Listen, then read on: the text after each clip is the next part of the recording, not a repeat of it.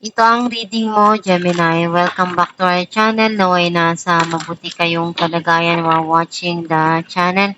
This is a general reading. Kayo nang bahalang magpalit-palit ng situation nyo sa reading ko.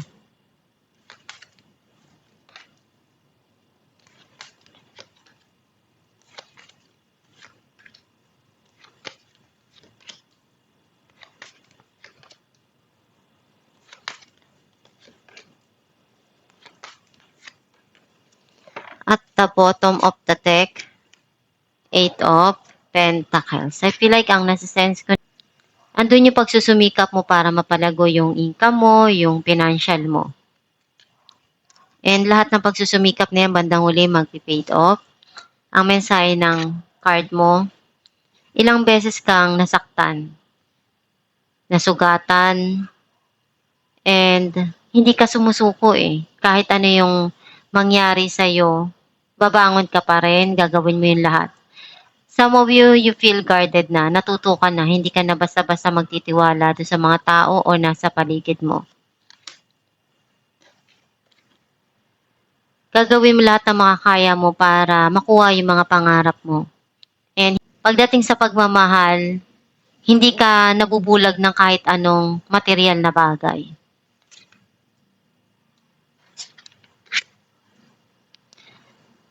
Marami ka pang plano para sa kinabukasan mo, para sa future mo. Some of you, iniisip mong mag-travel. May tao na darating na ipapakita yung pagmamahal niya or ikaw yung magpaparamdam ng pagmamahal doon sa mga taong mahal mo.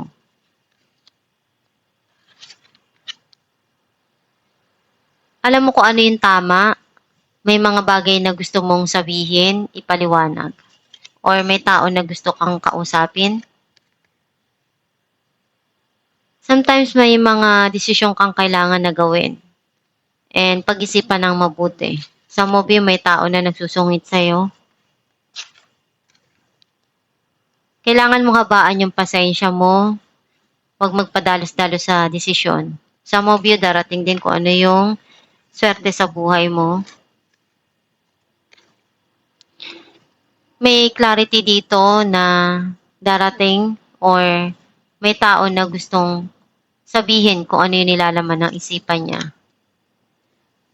Clarify natin ang 9 of Wands, 3 of Swords, and 5 of Wands. Sobra kang nasaktan. Alam mong merong conflict dun sa situation or kakumpetensya, nararamdaman mo kasi nagkakaroon ng pagtatalo, ng hindi pagkakaunawaan dito. Clarify natin ang 2 of Wands, 5 of Pentacles, and 7 of Cups. May mga opportunity na dumarating sa buhay mo pero hindi ka pa handa na magdesisyon. Kasi you feel something here na negative feeling na sobrang lungkot at nasaktan ka dahil may mga bagay na nangyari sa nakaraan na hindi mo pa rin makalimutan. Clarify natin ang Queen of Swords, 5 of Cups, and 9 of Cups. May mga naalala ka pa rin sa past. Sometimes pag naiisip mo yun, naluluha ka.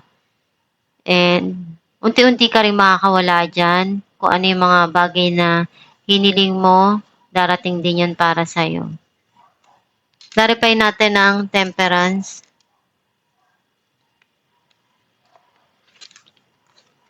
Justice, and Ace of Cups. Meron ditong pagmamahal na magsisimula or magiging maganda yung connection. Some of you, ikaw na yung nagpupuno ng pagmamahal na nararamdaman mong kulang. Ikaw na yung nagbibigay nun.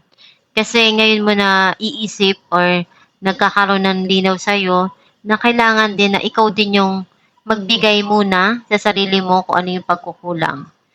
And kailangan mong ibalanse yung mga dumarating para hindi ka mapagod. Clarify natin ang The Magician, Knight of Cups and Queen of Pentacles.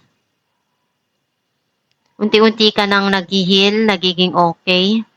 Some of you, andun yung tao na to na gusto niyang ipakita yung pagmamahal niya pero hinihintay niyang maging okay muna yung sitwasyon, mag-heal muna yung lahat do sa mga nangyari na yun sa nakaraan, saka siya gagawa ng move.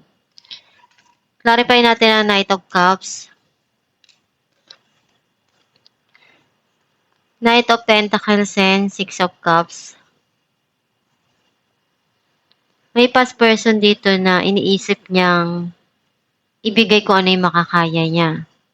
Some of you, kung ano yung kaya mo na may tulong sa mahal mo sa buhay, gagawin mo, ibibigay mo, and nandun yung gumagawa ka pa rin ng paraan para mapalago yung income mo, yung pagtatrabaho mo, nagsusumikap ka palagi. Clarify natin ang King of Swords. Four of Swords and Knight of Swords. May tao na gustong sabihin kung ano yung nilalaman ng isipan niya. And may mga nangyari dito na hindi nagkausap. Some of you, gusto mo munang mapag-isa, bigyan ng time yung sarili mo at pag-isipan yung mga desisyon na gagawin. Ngayon, nagkakaroon na sa iyo ng clarity yung mga nangyari. Some of you may darating na communication at itong tao na to, very strict siya na tao. Maaring sometimes mainit yung ulo niya, nagsusungit sa'yo, and hindi na kayo nagkakausap dahil dun sa ginagawa niya, nagkakaroon na ng silent treatment. Clarify natin na ang Knight of Swords. Four of Pentacles and the Hangman. You feel stuck dun sa mga nangyari or sa isang situation sa buhay mo. Hindi mo pa rin makalimutan, nag-hold back ka pa rin. And gusto mong sabihin kung ano yung nilalaman ng isipan mo. Some of you, gusto mong insecure yung future mo, yung mga mahal mo sa buhay, yung kinabukasan nila. Gusto mong makapag-ipon, maibigay sa kanila kung ano yung mga pangangailangan nila. Pero hindi mo alam kung paano ka magsisimula, paano mo gagawin yung mga hakbang para makuha mo kung ano yung goal mo sa buhay. And pinag-iisipan mo mabuti kung ano yung paraan na magagawa mo. Alamin natin kung ano mensahe ng iyong gabay. Change in direction. The changes you are experiencing are divinely directed by your newborn willingness to open your heart to love and our guidance. You are protected now and in the future. So follow your path to the happy outcomes you desire. Ang mensahe ng iyong gabay na kung ano yung dumarating sa buhay mo na pagbabago, tanggapin mo lang yon. And kung nahirapan ka na doon sa mga pinagdadaanan mong pagsubok, magdasal ka lang palagi. Nandiyan ang Diyos para tulungan ka. Bigyan ka ng tamang idea doon sa mga pinagdadaanan mo. Magdasal ka lang palagi kung kailangan mo ng tulong ng iyong gabay ng Diyos Ama. And isipin mo na lahat ng mga pagsubok na yan, lilipas din. May pagdadaanan ka man, pero hindi yan mananatili na nandyan pa rin sa tabi mo. Pwede naman isang tabi mo kung hindi mo pa kayang solusyonan ngayon at balikan mo uli kapag dumating na yung panahon na alam mong kaya mo nang harapin yun. May mga bagay kasi na hindi mo kaagad-agad na masasagot, mapagdidesisyonan, pero kailangan mong harapin kung ano yung mga dumarating sa buhay mo, pag-isipan mo at saka mo solusyonan kung kaya mo na. And magdasal ka lang every time na may nangyayari or nahihirapan ka sa mga pinagdadaanan mo. And kapit lang palagi, maging matapang ka na harapin lahat ng mga pagsubok na dumarating sa buhay mo, magpakatatag ka lang palagi, and gawin mo yung makakaya mo para maabot mo yung mga pangarap mo. Magsumikap ka lang at magtiyaga. And kung sa tingin mo minsan pagod ka na, pwede ka namang magpahinga. Bigyan mo ng time yung sarili mo to rest and think, magmuni-muni ka, mag-isip ka, And then, kapag ready ka na, saka mo harapin uli yung buhay mo. Basta magpakatatag ka lang palagi at magdasal. At itong yung reading Gemini, kung nakaresonate ka, kindly comment down below. Thank you for watching.